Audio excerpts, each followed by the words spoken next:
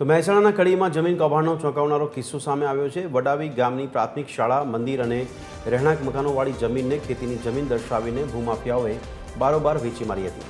આરોપીઓએ સબ રજિસ્ટર કચેરીમાં ખોટા ફોટોગ્રાફ્સ રજૂ કરીને 65 લાખથી વધુના દસ્તાવેજો રજીસ્ટર કરાવ્યા હતા। આ મામલે કડીના સબ રજિસ્ટ્રાર જ્યોત્સના પટેલની ફરિયાદના આધારે બાવલુ પોલીસે 14 લોકો વિરુદ્ધ ગુનો નોંધી કાયદેસરની તપાસ શરૂ કરી છે। અધિકારીઓની આંખમાં ધૂળ નાખીને આચરેલા આ ગંભીર કૌભાંડે સમગ્ર પંથકમાં ચકચાર મચાવી છે।